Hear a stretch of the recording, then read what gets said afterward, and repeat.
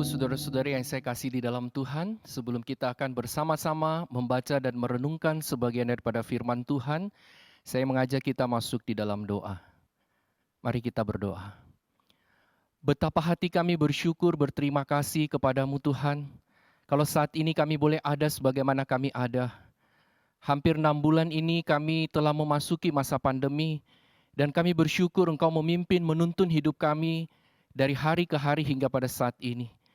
Juga terima kasih Tuhan, saat ini ada kesempatan kami kembali boleh beribadah kepada Tuhan. Terlebih lagi boleh punya kesempatan untuk membaca dan merenungkan firman-Mu. Tuhan, berikan kami hati dan telinga seorang murid yang selalu siap belajar dan diajar oleh Tuhan lewat kebenaran firman-Mu. Mampukan kami Tuhan bukan hanya menjadi pendengar firman Tuhan yang setia, tapi mampukan kami boleh menjadi pelaku-pelaku firman Tuhan yang setia. Biarlah juga firman-Mu pada saat yang ini yang kami renungkan Tuhan, boleh mendorong kami, memberikan kami semangat untuk terus menjalani hari-hari kami ke depan bersama dengan Engkau. Berkati juga hamba-Mu di dalam segala keterbatasannya, biarlah Allah Roh Kudus memberikan dia hikmat bijaksana untuk boleh menguraikan kebenaran firman-Mu dengan baik dan benar. Terima kasih Tuhan. Inilah doa dan permohonan kami. Hanya di dalam nama Tuhan Yesus kami berdoa dan bersyukur. Amin. Bapak Ibu yang saya kasih di dalam Tuhan, hari ini kita akan bersama-sama merenungkan satu tema firman Tuhan, yaitu didampingi Tuhan. Dasar firman Tuhan diambil dari 2 Timotius pasal yang keempat ayat 16 hingga ayat yang ke-18. 2 Timotius pasal yang keempat ayat 16 hingga ayat 18, firman Tuhan berbunyi demikian. Pada waktu pembelaanku yang pertama, tidak seorang pun yang membantu aku. Semuanya meninggalkan aku. Kiranya hal itu jangan ditanggungkan atas mereka. Tetapi Tuhan telah mendampingi aku dan menguatkan aku, supaya dengan perantaraanku, Injil diberitakan dengan sepenuhnya, dan semua orang bukan Yahudi mendengarkannya. Dengan demikian aku lepas dari mulut singa. Dan Tuhan akan melepaskan aku dari setiap usaha yang jahat. Dia akan menyelamatkan aku, sehingga aku masuk ke dalam kerajaannya di sorga. Baginya lah kemuliaan selama-lamanya. Amin. Bapak Ibu yang saya kasih di dalam Tuhan, didampingi Tuhan adalah ungkapan yang tidak asing lagi bagi kita sebagai orang-orang percaya kepada Kristus. Ungkapan ini sering diungkapkan tatkala kita berhasil melewati satu persoalan atau pergumulan hidup yang berat. Kita mendengar anak-anak Tuhan akan berkata, kalau hari ini saya boleh ada seperti ini, itu semua karena Tuhan yang mendampingi saya melewati masa-masa yang sulit itu. Namun Bapak Ibu Saudara-saudari, seringkali juga ungkapan ini diungkapkan sebagai satu pertanyaan tatkala kita menghadapi pergumulan hidup yang berat. Dalam hati anak-anak Tuhan seringkali mereka mempertanyakan tentang pendampingan Tuhan pada saat mereka menghadapi hal-hal tersebut. Seringkali di dalam hati mereka berkata, mengapa semua ini harus terjadi dan menimpa diriku? Di mana Tuhan yang berjanji mendampingi aku? Tidak sanggupkah Dia membela diriku sehingga saya tidak harus menghadapi semua ini? Bapak Ibu yang saya kasih di dalam Tuhan, bagaimana seharusnya kita memaknai didampingi Tuhan dengan benar? Belajar dari firman Tuhan yang kita baca tadi, saya mengajak kita memikirkan apa artinya didampingi Tuhan. Bapak Ibu, didampingi Tuhan, yang pertama memiliki pengertian bahwa tidak berarti kita bebas atau steril dari masalah atau penderitaan. Bapak Ibu yang saya kasih di dalam Tuhan, saat Paulus menuliskan surat ini, dia ada di dalam penjara. Dan kalau kita melihat kisah kehidupan Paulus, dia telah mengalami begitu banyak penderitaan karena Injil. Misalnya kalau kita lihat di dalam 2 Korintus pasal 11 ayat 23 sampai 27, di sana Paulus mengatakan, aku lebih banyak berjerih lelah, lebih sering di dalam penjara, didera di luar batas, kerap kali dalam bahaya maut. 5 kali aku disesah orang Yahudi, setiap kali 40 kurang 1 pukulan. 3 kali aku didera, 1 kali aku dilempari dengan batu. 3 kali mengalami karam kapal, sehari semalam aku terkatung-katung di tengah laut. Dalam perjalananku aku sering diancam bahaya, banjir, bahaya penyamun, ya, bahaya dari pihak orang-orang Yahudi dan dari pihak orang-orang bukan Yahudi. Bahaya di kota, bahaya di padang gurun, bahaya di tengah laut, dan bahaya dari pihak saudara-saudara palsu. Ayat 27 mengatakan, aku banyak berjerih lelah dan bekerja berat. Kerap kali aku tidak tidur, aku lapar dan dahaga. Kerap kali aku berpuasa, kedinginan dan tanpa pakaian. Bapak Ibu Saudara-saudari, kita melihat di sini Paulus tetap didampingi Tuhan, tapi dia mengalami begitu banyak penderitaan demi penderitaan karena Injil yang diberitakan itu. Khususnya pada ayat 16 ini kita juga melihat bagaimana para lawan Paulus terus mendakwa dia, akhirnya dia harus memberi pembelaannya di hadapan kaisar. Dan yang menarik sekali di sini dikatakan pada saat dia harus memberi pembelaannya, tidak seorang pun menemani dia. Semua meninggalkan dia. Padahal Bapak Ibu kalau kita tahu sebelum hal ini terjadi, Paulus telah melayani orang-orang Kristen yang ada di kota Roma. Bagaimana Paulus mencurahkan segala perhatiannya, segala sesuatu yang dia bisa berikan yang terbaik kepada orang-orang atau jemaat yang ada di Roma. Namun Bapak Ibu, pada saat dia membutuhkan kehadiran mereka minimal untuk memberikan dorongan moral bagi dia. Karena memang menurut peraturan pada waktu itu, seorang yang didakwa dia bisa membawa sebanyak mungkin orang untuk memberi dukungan dan memberi pembelaan kepada dia. Namun pada saat itu kita membaca di dalam bagian yang tadi kita bacakan dikatakan, Paulus seorang diri semua meninggalkan dia. Bapak Ibu yang saya kasih di dalam Tuhan, saya teringat satu ungkapan yang mengatakan, banyak teman untuk tertawa, namun sedikit teman untuk menangis. Ungkapan ini mengingatkan kepada kita Bapak Ibu, pada saat kita menghadapi atau mengalami suatu kesulitan, seringkali hanya sedikit orang atau bahkan terkadang tidak ada seorang pun yang mau mendampingi kita menjalani masa-masa sulit itu. Demikian juga dengan Paulus pada waktu itu. Namun menarik sekali Bapak Ibu, kalau kita baca di dalam ayat 16 tadi tidak sedikit pun kita melihat Paulus merasa kecewa dan putus asa. Kenapa Bapak Ibu? Ayat 17 mengatakan karena ia tahu ada Tuhan yang selalu mendampingi dia. Bahkan kalau kita baca selanjutnya dari ayat 16 itu ada kalimat yang mengatakan jangan itu ditangguhkan untuk mereka. Kesalahan itu jangan ditumpahkan kepada mereka. Yaitu Paulus di sini mengampuni orang-orang yang telah meninggalkan dia. Orang-orang yang seharusnya hadir mendampingi tapi mereka justru meninggalkan Paulus. Bukankah ini juga hal yang telah diteladankan oleh Tuhan Yesus? Pada saat dia di atas kayu salib, perkataan pertama yang keluar dari mulut Kristus adalah, ya Bapa, ampunilah mereka sebab mereka tidak tahu apa yang mereka perbuat. Paulus melakukan ini meneladani gurunya yaitu Kristus Yesus sendiri. Bapak Ibu yang saya kasih di dalam Tuhan, di sini kita belajar satu hal. Bahwa di tengah-tengah kesulitan kita, janganlah kita hanya memperhatikan diri kita sendiri. Tapi biarlah di tengah-tengah kesulitan kita, khususnya dalam masa pandemi ini, kita diingatkan kembali untuk belajar peka juga kepada orang-orang yang ada di sekeliling kita. Di tengah-tengah masa pandemi ini begitu banyak orang yang mungkin merasa kesepian. Dan mungkin mereka adalah orang-orang yang kita kenal. Biarlah melalui apa yang Paulus teladankan ini mendorong kita juga. Di tengah-tengah masa pandemi ini kita juga boleh peka, peduli dan perhatian mendoakan orang-orang yang kesepian di tengah-tengah masa pandemi ini. Bapak Ibu yang saya kasih di dalam Tuhan. Didampingi Tuhan tidak berarti kita bebas atau steril dari masalah atau penderitaan. Seperti halnya kalau kita menyaksikan juga kehidupan tokoh-tokoh Alkitab lainnya. Misalnya di dalam Ibrani pasal 11 di sana dengan panjang lebar diceritakan tentang tokoh-tokoh Alkitab yang begitu dekat dan melekat dengan Tuhan, yang punya relasi yang begitu akrab dengan Tuhan. Tetapi mereka mengalami begitu banyak penderitaan, kesulitan dan kesukaran dalam hidup mereka. Bahkan Bapak Ibu Saudara-saudari, kalau kita perhatikan juga dalam kehidupan sejarah kekristenan, kita mendapati bagaimana orang Kristen segala zaman dan abad tidak lepas dari apa yang disebut dengan masalah dan penderitaan.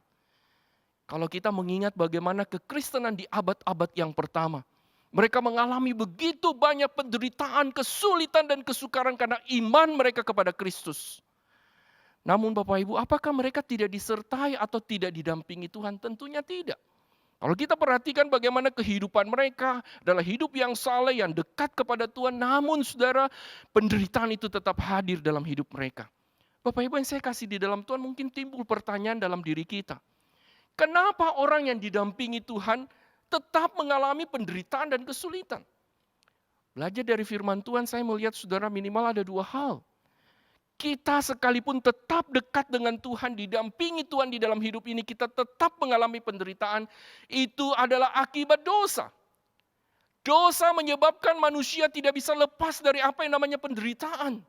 Sehingga selama manusia hidup di dalam dunia ini, Bapak Ibu, saudara-saudari, kita tidak mungkin lepas dari penderitaan. Makanya kita melihat Bapak Ibu, waktu lahir seorang bayi akan menangis. Dan pada waktu kita meninggalkan dunia ini, orang-orang yang ada di sekeliling kita juga menangis. Bahkan kalau kita perhatikan sepanjang kehidupan kita, tangisan itu tidak pernah lepas dari kehidupan kita. Oleh sebab itu Bapak Ibu, sekalipun kita didampingi Tuhan, kita tetap mengalami penderitaan itu karena akibat dosa. Yang kedua, saya melihat kenapa kita didampingi Tuhan tapi tetap mengalami penderitaan atau masalah. Karena saya melihat itu adalah panggilan hidup kita sebagai orang Kristen. Paulus di dalam Filipi pasal 1 ayat 29 mengatakan kepada kita dikaruniakan untuk percaya kepada Kristus, kepada kita juga dikaruniakan untuk menderita bersama dengan Kristus. Dengan kata lain Bapak Ibu, panggilan menjadi seorang Kristen dan menderita sebagai pengikut Kristus itu merupakan satu paket di dalam panggilan kita menjadi anak-anak Tuhan. Bahkan Tuhan Yesus menegaskan hal ini di dalam Injil Lukas pasal 9 ayat 23, bahwa barang siapa yang mau mengikut dia, ia harus menyangkal dirinya, memikul salibnya dan mengikut dia. Kalau kita perhatikan kehidupan Yesus Tuhan kita selama di dunia ini, bukankah ia tidak pernah lepas dari penderitaan? Seorang teolog menggambarkan kehidupan Kristus bahwa mulai dari lahir sampai mati, Kristus mengalami begitu banyak penderitaan. Saudara bayangkan Tuhan Yesus kita, Raja di atas segala raja, dia harus lahir di tempat yang tidak layak. Ya, di kandang binatang katanya. Saudara, pada waktu dia masih kecil, di mana Herodes mengeluarkan satu perintah supaya anak-anak di bawah umur 2 tahun dibunuh, dan di sana kita melihat bagaimana Tuhan Yesus dibawa lari ya dari Israel pergi ke Mesir. Dan kita melihat sepanjang kehidupan Tuhan Yesus, bahkan dia ditolak sama saudara-saudaranya. Dan kita melihat khususnya pada saat menghadapi peristiwa penyaliban, di Taman Getsemani itu Yesus bergumul, dan semua murid-muridnya meninggalkan dia pada saat penyaliban itu. Di Taman Getsemani itu dia bergumul, dikatakan firman Tuhan bahwa keringatnya itu bercampur dengan darah. Itu mau menandakan betapa dia begitu menderita pada saat itu. Bahkan dia harus menjalani jalan salib via dolorosa yang begitu mengerikan. Dia diolok, dihina, dicaci, dimaki. Dan Bapak Ibu tahu, beberapa waktu yang lalu orang-orang di Yerusalem berteriak Hosana, Hosana. Tetapi pada hari itu mereka berteriak dengan perkataan yang lain, salibkan dia, salibkan dia. Murid-muridnya satu demi satu meninggalkan dia. Dan di dalam kesendiriannya itu, dia menanggung dosa manusia. Dan seorang teolog mengatakan Bapak Ibu, bahwa puncak penderitaan Kristus yaitu di atas kayu salib, dia harus menanggung dosa manusia. Karena dari kekal sampai kekal dia belum pernah berpisah dengan Bapa yang dia kasihi. Tapi pada saat dia harus menanggung dosa umat manusia, Allah yang kudus tidak mungkin bisa bersatu dengan manusia yang berdosa. Dan pada saat seketika itulah dia harus berpisah dengan Allah Bapanya di surga. Sehingga dia mengatakan, Allahku, Allahku, mengapa engkau meninggalkan aku? Saudara-saudara yang saya kasih di dalam Tuhan, ini merupakan satu perasaan sedih yang begitu mendalam. Karena dari kekal sampai kekal dia belum pernah berpisah dengan Allah Bapa. Tetapi pada saat dia harus menanggung dosa umat manusia, pada saat itulah dia harus berpisah sejenak dari Allah Bapa. Ini semua menunjukkan betapa Kristus menderita. Bapak Ibu yang saya kasih di dalam Tuhan, Apakah Tuhan Yesus tidak disertai Allah? Tentunya tidak. Karena itu Bapak Ibu Saudara-saudari yang saya kasih di dalam Tuhan. Kalau hari ini kita mengalami kesulitan, kesukaran, penderitaan, bukan berarti Tuhan tidak lagi mendampingi kita. Yang kedua Bapak Ibu, kalau begitu, apa artinya didampingi Tuhan? Belajar dari apa yang Paulus alami, saya melihat yang kedua, didampingi Tuhan artinya Tuhan selama-lamanya mendampingi kita dalam segala situasi dan kondisi apapun. Dia tidak pernah meninggalkan kita. Sekalipun mungkin dalam perjalanan hidup kita, kita mungkin merasa Tuhan itu begitu jauh, bahkan mungkin kita meninggalkan Tuhan. Tetapi kebenaran ini mengatakan Tuhan tidak pernah meninggalkan kita. Sekalipun kita menyampaikan Dia, tapi Dia tetap ada selalu bagi kita. Tidak sedetik pun Tuhan meninggalkan kita. Demikian juga Paulus. Dengan bagaimana bukti pendampingannya di sini kita melihat Tuhan memberi kekuatan dan memberi jalan keluar yang terbaik yang kita perlukan, yang Paulus perlukan. Dalam konteks ini ayat 17-18 kita melihat di sini bagaimana Tuhan yang mendampingi Paulus itu, Tuhan memberikan hikmat kepada Paulus untuk berkata-kata di depan kaisar dan di depan para pendakwa-pendakwanya. Bahkan juga Paulus diberikan keberanian untuk memberitakan Injil justru di tempat-tempat di mana ia dilarang. Di sini kita melihat bagaimana Paulus didampingi Tuhan. Bahkan juga Bapak Ibu, kalau kita baca ayat-ayat sebelumnya, kita melihat bagaimana Paulus begitu tenang di tengah-tengah kehidupan. Boleh dikatakan beberapa penafsir sepakat surat 2 Timotius ini ditulis oleh Paulus di masa-masa terakhir dia hidup. Dengan kata lain saya katakan Bapak Ibu, dalam menghadapi masa-masa akhir hidupnya, ia didampingi Tuhan sehingga dia ada ketenangan. Dan kemampuan yang luar biasa untuk membela dirinya dan memberitakan Injil. Sekalipun nyawa sebagai taruhannya. Bahkan kalau kita perhatikan dalam ayat-ayat ini juga dikatakan, Paulus diselamatkan oleh Tuhan dari segala niat jahat. Tadi kita baca di dalam 2 Korintus di sana, Paulus berkali-kali masuk penjara, berkali-kali diadili. Bagaimana Tuhan menyelamatkan dia dari segala niat jahat orang yang mau menyerang dia. Bahkan Bapak Ibu Saudara-saudari, di ayat 18 dikatakan Paulus punya satu keyakinan. Kalau dia mengakhiri hidupnya di dunia ini, Tuhan sedang menjemput dia masuk ke dalam kerajaannya yang kekal. Bapak Ibu yang saya kasih di dalam Tuhan, saya teringat juga di dalam Alkitab, khususnya di dalam Mazmur 62 ayat 2 dan 3. Di mana Daud hamba Tuhan yang setia itu. Ia juga didampingi oleh Tuhan dalam segala pergumulan hidup yang dia alami. Berbagai tantangan, persoalan menimpa dirinya. Namun di dalam Mazmur itu dia mengatakan, hanya dekat Allah saja aku tenang. Daripadanya lah keselamatanku, dia adalah kota bentengku dan gunung batuku. Di tengah-tengah setiap pergumulan hidup yang dialami oleh Daud, pada saat dia datang kepada Tuhan dan dia mengalami pendampingan Tuhan, dia mendapatkan ketenangan yang luar biasa dan kekuatan yang luar biasa untuk menghadapi bahkan melewati setiap pergumulan tersebut. Sehingga Bapak Ibu, dalam menghadapi hari-hari terakhir hidupnya pun, di mana tertulis di dalam Mazmur 23, Daud berkata, sekalipun aku berjalan dalam lembah kekelaman, aku tidak takut bahaya, sebab Engkau besertaku. Aku tidak takut terhadap kematian, karena Tuhan mendampingi aku. Bapak Ibu, bukankah itu juga merupakan pengalaman kita sebagai anak-anaknya? Dalam kehidupan pelayanan saya menjumpai bagaimana orang-orang yang percaya kepada Tuhan, saya sempat mendampingi mereka saat-saat mereka akan mengakhiri hidup mereka di dunia ini. Beberapa di antara mereka saya pernah membacakan Mazmur 23 ini. Bapak Ibu, saya perhatikan bagaimana mereka setelah mendengar di tengah-tengah ketidaksadaran mereka, tapi mereka masih bisa mendengar. Saya melihat bagaimana mereka menghembuskan nafas terakhir begitu tenang. Betul seperti yang dikatakan rest in peace. Dia betul-betul mengalami ketenangan karena dia tahu Tuhan tidak meninggalkan dia. Dan juga khususnya di dalam masa-masa pandemi ini, Kita seringkali mendengar anak-anak Tuhan berkata, walaupun masa pandemi ini kita tidak tahu kapan berakhir. Tapi di tengah-tengah masa pandemi ini dia mengalami pendampingan Tuhan, memberikan mereka ide-ide kreatif di dalam usaha pekerjaan mereka. Memberikan mereka bagaimana hikmat dari Tuhan memulai satu usaha baru justru di tengah-tengah krisis.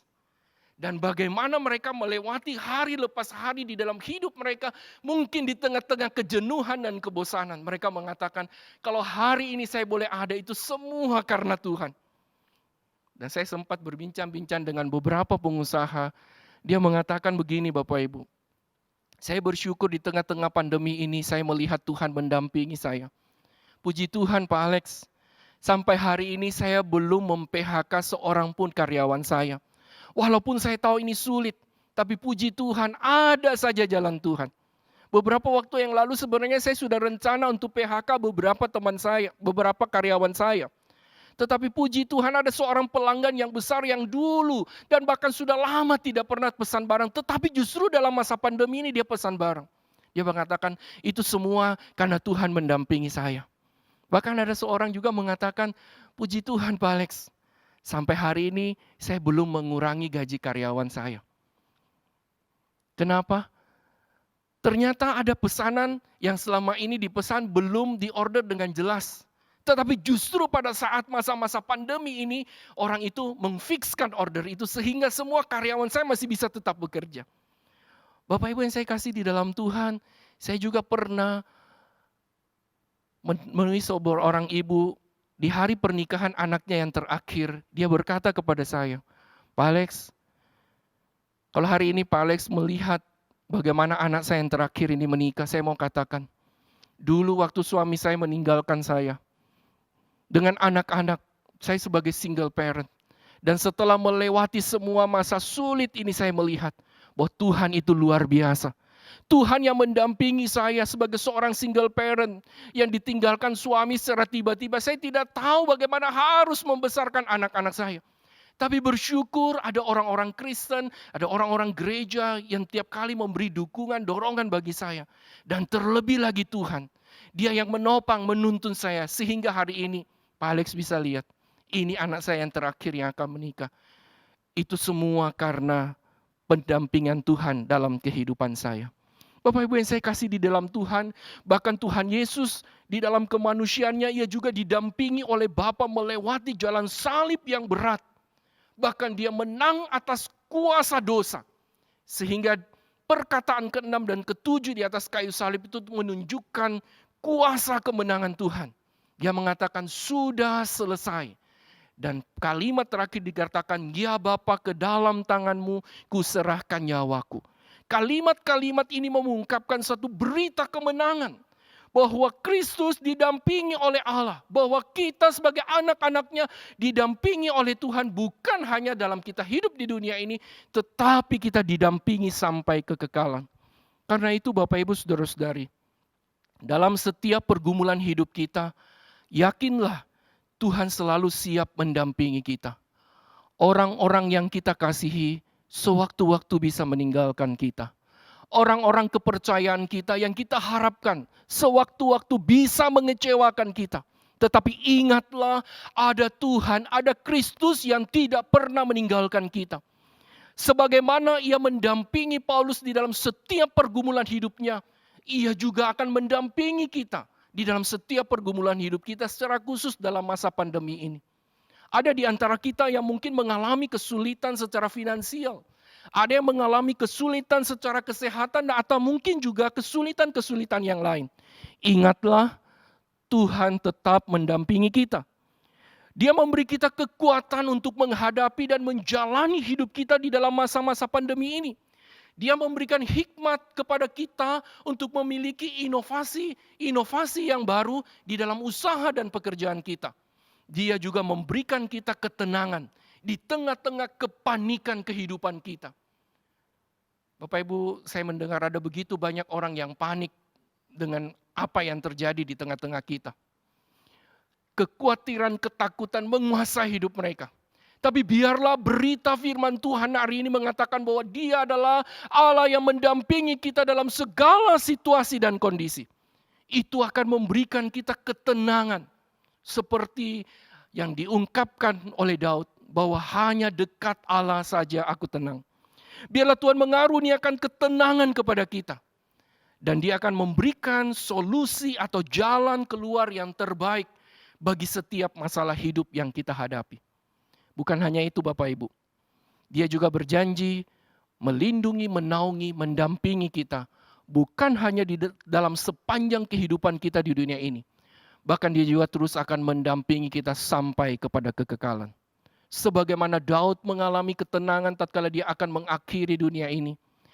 Sebagaimana Paulus pada saat dia akan mengakhiri hidupnya di dunia ini juga ada ketenangan.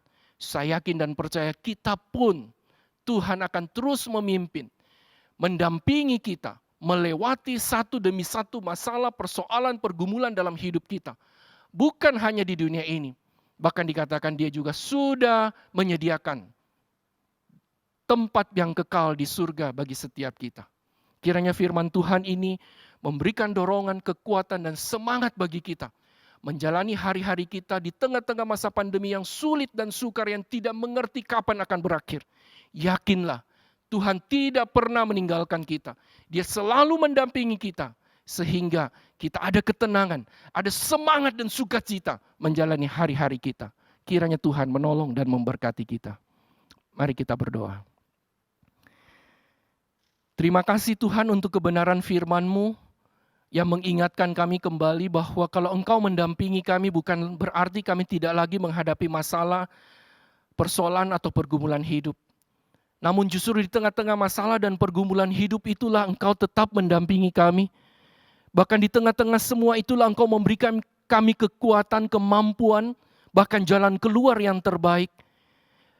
Terlebih daripada itu Tuhan, Engkau akan memberikan kami ketenangan untuk menjalani masa-masa pandemi ini. Sehingga Tuhan, hidup kami juga boleh kami jalani dengan penuh sukacita. Dan terlebih Bapa, ajar kami untuk tidak melupakan ada begitu banyak orang-orang di sekeliling kami yang membutuhkan Injil Tuhan, yang membutuhkan ketenangan dari Tuhan. Mampukan kami juga boleh menjadi berkat bagi mereka. Memperhatikan dan mempedulikan mereka. Mendoakan mereka dan mendorong mereka bersama-sama dengan kami untuk tetap hidup penuh sukacita, hidup penuh kemenangan karena Tuhan terus mendampingi kami. Terima kasih Tuhan. Inilah doa dan permohonan kami. Hanya di dalam nama Tuhan Yesus kami berdoa dan bersyukur. Amin.